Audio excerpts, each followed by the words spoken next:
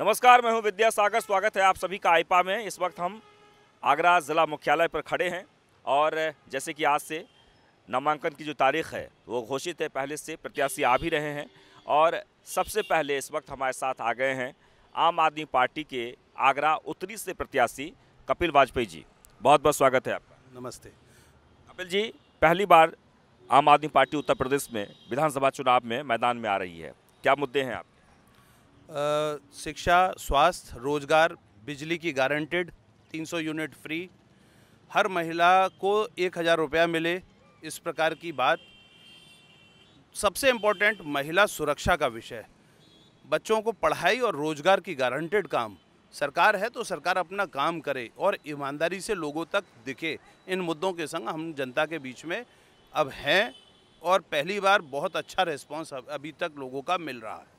देखिए, काफ़ी दिनों से आम आदमी पार्टी उत्तर प्रदेश में संघर्ष कर रही है, ज़मीन तलाशने में जुटी हुई है, संगठन को मजबूत करने में जुटी हुई है। क्या उसका फ़ायदा इस विधानसभा में आपको मिलेगा? निश्चित रूप से मिलेगा। लोगों से ये सबसे बड़ा त्यौहार है लोगों के लिए। भाई, पंचायत चुनाव के बाद में अब ये सबसे बड़ा त्यौहार है। विधानसभा पूरी की पूरी उत्तर प्रदेश को बदलने का ताकत रखती है। तो उत्तर प्रदेश का भाग्य जब विधानसभा में, और हम लोग वहाँ पर अपने भाग्य की आजमाइश कर रहे हैं और जितना कुछ हमने लगातार 1 साल 2 साल से संघर्ष किया है, मुख्य विपक्ष के तौर पे जो विपक्ष थे वो लगभग गौड़ अवस्था में थे। हमारे नेता संजय सिंह जी ने करप्शन का मुद्दा, चंदा चोरी का मुद्दा, ये सारी चीज़ें लगातार उठाई। हम सब लोगों ने उनके साथ में कंधे से कंधा मिलाकर साथ दिया और निश्चित रूप से उस सबको जनता पसंद भी कर रही है। आज जिस वक्त मेरे नेता ने पहले ये बात कही थी तो लोगों ने मजाक, खास करके सत्ता पक्ष के लोगों ने मजाक बनाया था कि 300 यूनिट फ्री नहीं दिया जा सकता है। जिस वक्त वो 6 रुपये की 3 रुपये यूनिट घोषणा कर रहे थे तो मुझे गर्व था कि मेरे नेता आदरणीय अरविंद केजरीवाल जी ने जो घोषणा करी है उसके सामने भारतीय जनता पार्टी का भी सारा नेतृत्व झुकने के लिए तैयार है और मजबूर है। ये ताकत है मेरे नेतृत्व की, ये ताकत है आम आदमी की। जब आम आदमी, लेकिन सबसे महत्वपूर्ण ये है कि देखिए, लोग वोट के लिए यानी फ्री की बातें तो आप कर लेते हैं, आप दे भी देते हैं, लेकिन आपको नहीं लगता है कि इससे आदमी की जो कैपेसिटी है काम करने की वो कम हो रही है? आपको काम देना चाहिए, फ्री नहीं। ना तो कोई चीज़ फ्री होती है, काम के रूप में होती है। सरकार अपने दायित्व को निभाने के लिए, मैं नहीं समझता दिल्ली में कोई चीज़ कम पड़ी। दिल्ली का बजट जितना था उससे 2 गुना करीब कर दिया।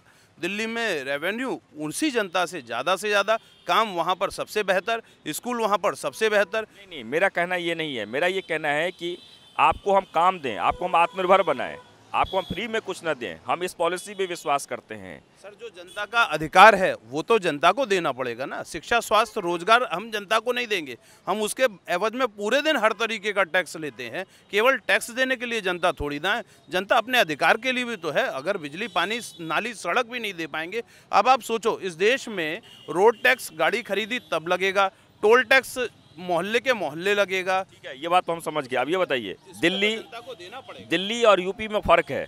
दिल्ली में कॉमन वोटर हैं सब लोग, लेकिन उत्तर प्रदेश में जाति और धर्म पर आधारित वोट लोग डिसाइड करते हैं, वोट देते हैं। आप कितना असर डाल पाएंगे? सर, काम की राजनीति पे सब वोट देते हैं। मेरे नेता पर मुझे पूरा विश्वास है। उन्होंने दिल्ली जैसे स्थान में परिवर्तन कर दिया। वहाँ भाजपा और कांग्रेस ने पंजे गड़ा के बैठे हुए थे। वहाँ जब बदलाव हो सकता है तो यहाँ पर भी होता है और मैंने ये होते हुए देखा है। जिला पंचायत के चुनाव में, नगर निगम के चुनाव में हमारे जब छोटे छोटे कार्यकर्ता साथी जीत के आए तो ये चुनाव, और दिल्ली में और यूपी में दोनों ही जगह पर इंसान रहते हैं, नागरिक रहते हैं, गणमान्य नागरिक रहते हैं। वो आपके यहाँ आप देखिए चीज़ों को समझते हैं और हम ये बात जानते हैं कि अगर किसी व्यक्ति की, यूपी में जिस वक्त लोग मर रहे थे ना, ऑक्सीजन के लिए तड़प रहे थे, तो हमारी सरकार कह रही थी सदन में बैठ के, विधानसभा में बैठ के, कि कोई किसी को ऑक्सीजन की कमी नहीं पड़ी। यहाँ झूठे भी हैं, ये भी आपको बोलना पड़ेगा, लेकिन काम की राजनीति करेंगे तो लोगों को पसंद आती है और काम पसंद आता है। हम काम करने में यकीन रखने वाले लोग हैं और हम काम करके भी दिखाएंगे। अब सवाल, एक और अहम सवाल ये है कि जैसे समाजवादी पार्टी के पास भी चेहरा है, बीजेपी के पास भी चेहरा है, कांग्रेस के पास भी चेहरा है, बसपा के पास भी है, आपका चेहरा कौन होगा? बसपा के पास कौन सा चेहरा है सर? मायावती। उन्होंने तो मना कर दिया, मैं चुनाव नहीं लड़ूंगी। वो तो पहले ही सरेंडर है भाजपा के लिए। ऐसा है ना कि चुनाव लड़े न रहे, मुख्यमंत्री तो वही बनेंगे ना, उनकी सरकार आएगी। कहाँ से क्या? अभी तक तो वो बी टीम बन के घूम रही है भाजपा की। दूसरा, आपने जो बात कही, हमारे पास चेहरा नहीं है सर, मैं खुद चेहरा हूँ। दूसरी बात बची मुख्यमंत्री के चेहरे के लिए, मेरे बड़े भाई आदरणीय संजय सिंह जी, उनसे बड़ा चेहरा कौन है?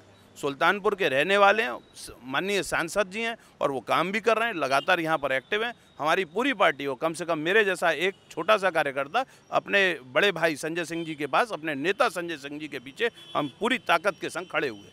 अभी सवाल ये है कि अब जनता जो है वो पूरे डिसाइडिंग मूड में आ गई है कि किससे वोट करना है, किससे नहीं करना है। आप कितना असर डालेंगे? हम अपने काम से, या आप किसी पार्टी को फायदा पहुंचाएंगे? सर कोई दलाली थोड़ी ना करनी है अन्य दलों की तरह से कि मैं तेरे लिए और तू मेरे लिए। अभी होता यही है कि देखिए, जैसे मैंने पहले भी कहा, दिल्ली और उत्तर प्रदेश में फर्क है। हमने फायदा अभी तक चंदा चोरों को फायदा पहुंचाया ना, उनको बेनकाब करके, उनकी असलियत जनता के सामने लाकर हमने फायदा पहुंचाया ना आम जनता को। हमारे नेता ने जिस वक्त ये बात कही कि 300 यूनिट फ्री हो सकता है, जो लोग मजाक उड़ा रहे थे वो मजबूर हुए 6 रुपये यूनिट को 3 रुपये करने में। हमारा फ़ायदा जनता को होगा और हम केवल जनता के लिए उत्तरदायित्व होंगे, जवाबदेही हमारी जनता के प्रति होगी। इन छोटी पार्टियां और वो भी झूठी पार्टियों के खिलाफ हमारी कोई जवाबदेही नहीं है। ये चोर उचक्के बने में हम किसी के संग शामिल नहीं हैं। हम इंडिविजुअल अपना चुनाव लड़ रहे हैं, आम आदमी पार्टी चुनाव लड़ रही है और पूरी दम और ताकत के संग चुनाव लड़ रही है। बहुत बहुत शुक्रिया, धन्यवाद। तो ये थे हमारे आम आदमी पार्टी के प्रत्याशी और ऐसे ही हम उम्मीद कर रहे हैं कि उत्तर प्रदेश विधानसभा चुनाव में जितने भी अलग अलग क्षेत्र के प्रत्याशी हैं, खासकर आगरा में 9 विधानसभा सीट है यहाँ पर और धीरे धीरे प्रत्याशी यहाँ पर आ रहे हैं। उन हर प्रत्याशियों से हम जानना चाहते हैं कि आखिरकार आपके मन में जनता को लेकर क्या विचार है, किन किन मुद्दों को लेकर आप उनके बीच जा रहे हैं, लेकिन जनता क्या सोचती है ये भी जानना बहुत ज़रूरी है। फिलहाल आगरा से इतना ही।